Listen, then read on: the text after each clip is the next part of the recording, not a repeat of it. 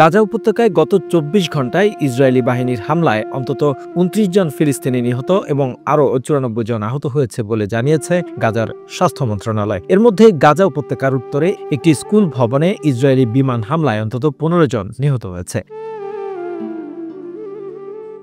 Al Jazeera television চ্যানেলের বরাত দিয়ে মেহের নিউজ জানিয়েছে, ইসরায়েলি বিমান বাহিনী ও জাবালিয়ার একটি বালিকা উচ্চ বিদ্যালয়ে ধারাবাহিক বোমা হামলা চালায়। এই বিদ্যালয়টি গাজায় উত্তরাংশে অবস্থিত।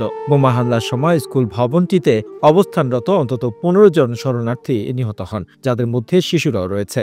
فاحنا كنا على طول بالافلاق يا عمي بدنا ننقذ المصابين ننقذ ممنوع. هذه المدرسه كانت مقاويه الاف العباد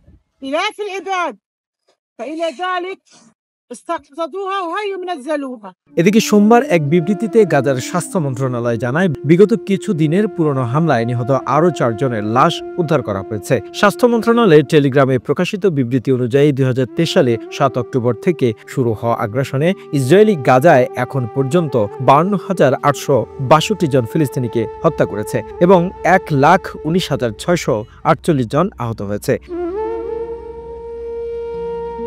এছাড়াও ২৮ মার্চ ইসরায়েলি যুদ্ধবিরতির ভঙ্গ করার পর থেকে এখনো পর্যন্ত ২,৭৯৪ জন ফিলিস্তিনি নিহত এবং ৭,৬০৭ জন আহত হয়েছে বলেও বিবৃতিতে উল্লেখ করা হয়।